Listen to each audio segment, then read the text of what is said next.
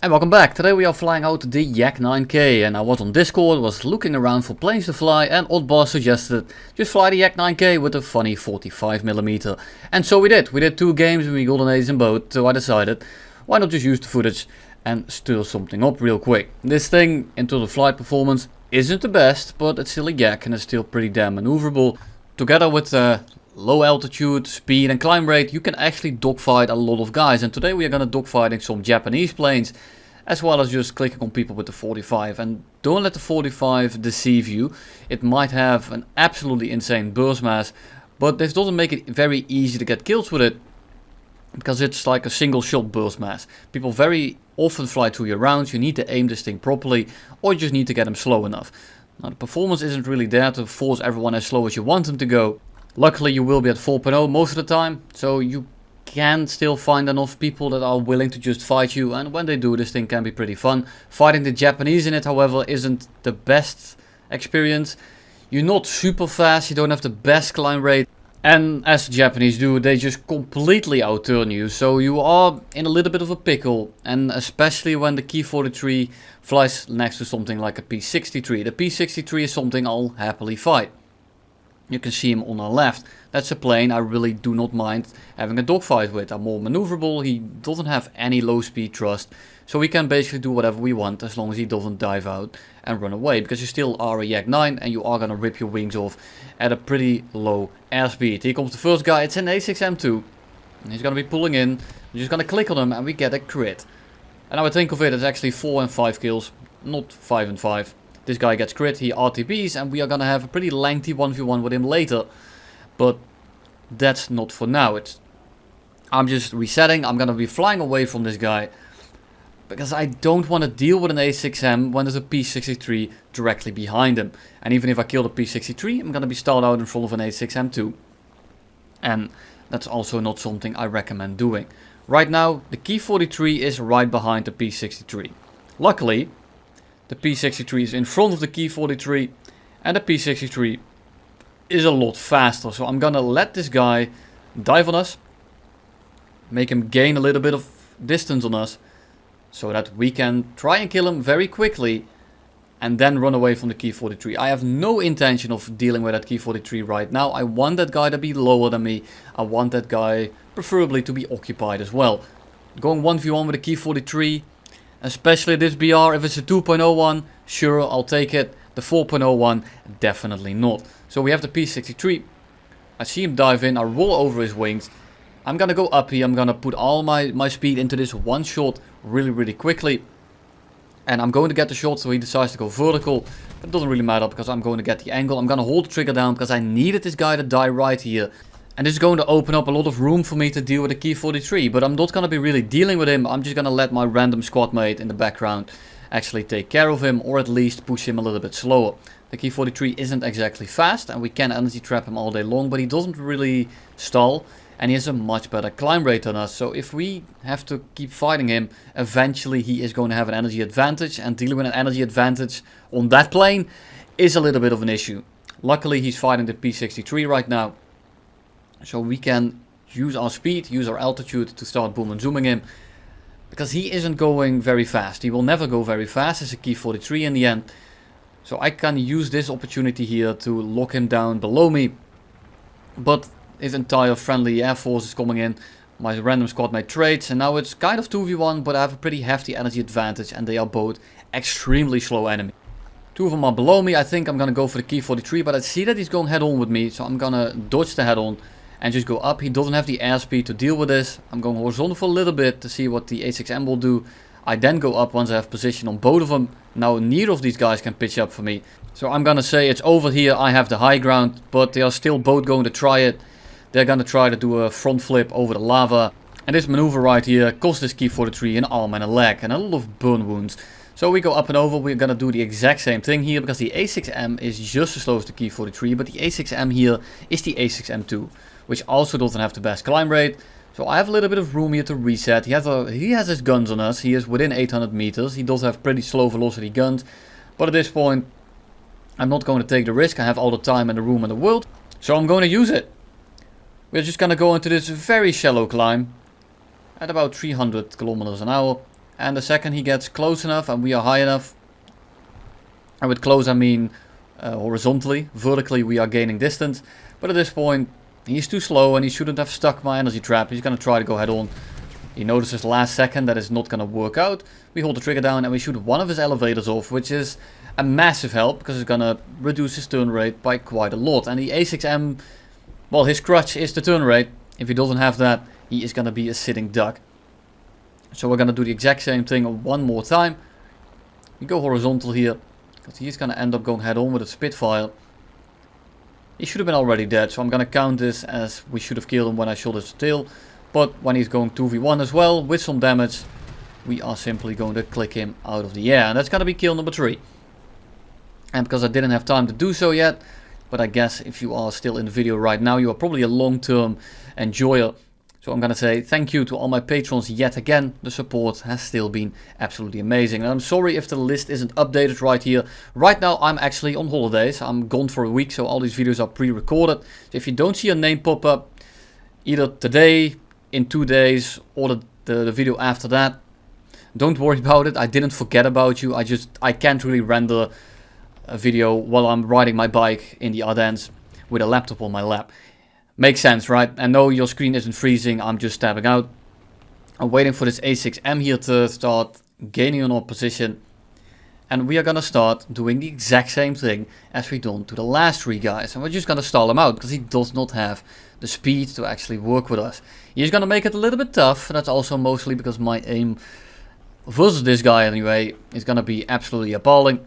But I think it's actually, in the end, it's a good thing because it showcases very well what you can do against an A6M, safely speaking, even if you mess up your runs. So I'm gonna go into a little bit of a shallow dive to pick up some speed and make it look like I am closer to him, makes it look like we have more of an equal energy state, and I'm gonna go up. He does the right thing. Instead of following me, he's gonna dive down, he's gonna pick up a little bit of speed, and he's going to make it so that he can actually maneuver. I'm not instantly committing, I'm waiting a little bit, and I can almost pull in right here. And this is the guy that we crit at the start. Right now, however, I'm going 450 on the bottom of that loop, and he was going near 250. So I'm gonna try this loop one more time, so he doesn't have the energy to stick with it. And I then miss everything, and then he rolls the exact direction that he should roll in. And now I'm a little bit below him, which is a place I don't want to be in. Luckily, the A6M2 is slow as balls, so we can go into a little bit of a shallow climb here. And my shallow climb speed is almost the same as his actual straight line speed. You heard that right. And that means that even though I am climbing, I am still gaining ground vertically as well as horizontally. So I'm getting away from him in 2 angles, which makes it so that he needs to catch me. And then once he catches me, he also needs to climb. And he's going to be at a very low airspeed when he finally reaches where I am right now. Which means that if I bait him into going up to where I am right now, I can stall him out. Because by the time he reaches this altitude, I can also pitch up, because I'm still going 370 kilometers IAS right now. Making it so that he has nowhere near the airspeed to actually do anything about me. And you can tell that I'm outrunning him. He is climbing slightly, I am climbing slightly, and I'm still outrunning him. Which is a very great indication that you are completely leaving this guy dry in terms of energy. So now I'm gonna do a little bit of a horizontal turn. I'm still going 370 IAS, and I need to keep this in mind. He will stall at about 200-ish kilometers an hour. So what I want to do is get him slower than me when I'm going 300. And if I still gain position on him at these very low airspeeds, I know that he will not have the nose authority to actually pitch up to us. So what do? I dive a little bit extra to pick up a bit of speed, to build up the separation, to build up the speed I have to actually maneuver and dodge his guns. And if he then starts getting closer to us, I'm just going to pitch straight into him. And at this point, he is simply too slow. He is completely out of energy. He does have all the maneuverability because he is still a 0, but we recommit. We're going to get on his 6. And again, I just can't hit this guy. Almost hit the second shot, but we don't. And because the A6M turns on an absolute dime, I need to make sure that he turns as much as possible before I actually start running away. Luckily, I make him do a full 180 yet again. And now I'm going 450. He is cutting us off. And we are still outrunning him, which is an absolute great indication of us having more energy. If someone is going diagonal on you, so you're not going tail to tail, but he's on like your 5, 4, maybe even 3 o'clock, and you're still outrunning him, you are going a lot faster than him. So we do the same thing. We wait for him to get in position. We go horizontal here. And we're gonna go straight up. And if he thinks about pitching up for us here, he dies. He notices last second that he's not going to be getting that shot. But last second is a little bit too late. He is now out of energy. He's gonna try to turn directly underneath us. And we set him on fire. We tap him with the 45. And he turns into an absolute matchbox. Nicely fought by him. I'm very glad I couldn't aim and I crit him at the start instead of killing him. Because this game would have been a lot duller if it wasn't for him.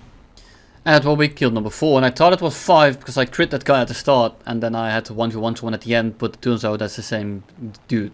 So excuse me for the absolute clickbait. Well, not even clickbait. I'm just straight up lying to you in the intro.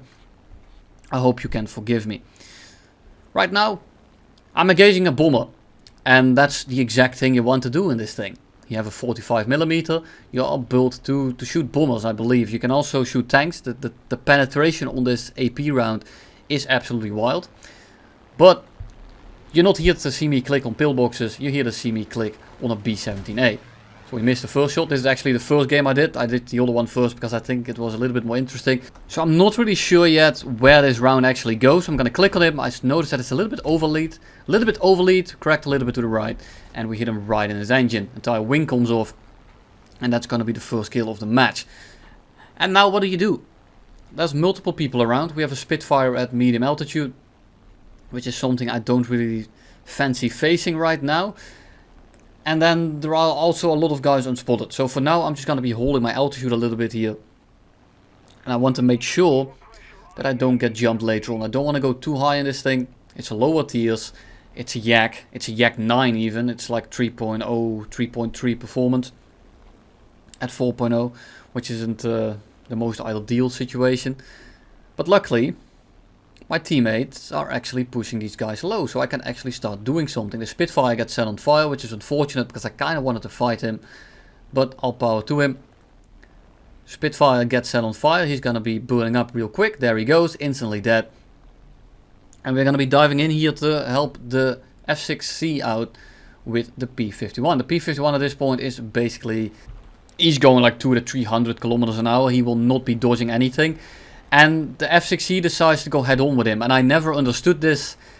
You have much more energy. He cannot maneuver at all. All you have to do is not fly into his guns. That's the only thing you could have done. And he would have won. But instead he gives him the kill. We click him out of the air. We now have a rough idea of where this round goes. So when people are going 200 kilometers an hour, I can actually hit him. Spitfire is pitching up for us. So we are just going to brake a little bit. I'm not even going to take the head on at all. I'm going to let him pitch up for us. And then I will drop directly on top of him. I'm going way too fast for him to handle right now. So even if I miss this shot, I can do this like until he's on the deck. I have too much speed for him to handle. He is not going to be very fast even if he runs away. So I will just keep that energy trap up until he eventually reaches the ground. I go head on with the B-18. I thought he didn't see me. I notice he pushes his head on, so I instantly break off. Because I don't have to take the head on. Especially against a bomber. So we just turn up and over him. We cut off his flight path and down goes the B-18. And when you have this 45mm and you have to kill bombers, it's actually a goddamn blessing. It's great. It's absolutely fantastic. You hit him once and they just blow up. So we pop a blind hunt. A little bit later he gets rolling on the runway. And we're going to be looking what we can do. I really hope this guy doesn't camp the airfield. And no, your screen isn't freezing.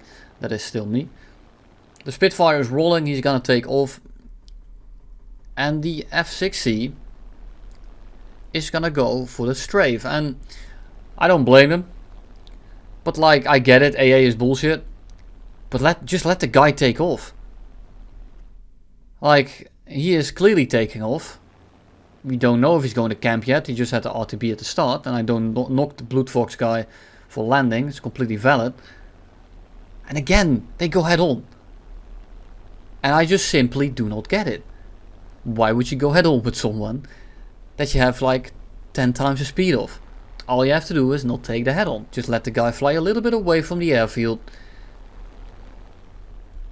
And do anything. It doesn't have to be a head on. That's the only thing you shouldn't do is go head on with someone. If you have someone stalled out, if you have more energy than someone, especially if you are in the plane that's actually good, don't take the head on. Like, I get it. If you're in a Focke-Wulf 190 A8 and you have to fight an F2G, or you have to fight an LF Mark 9 on the deck, and you are almost, you go kind of equal speed, you're going head on, I get why you would take it. Because if you miss that head on, you are dead.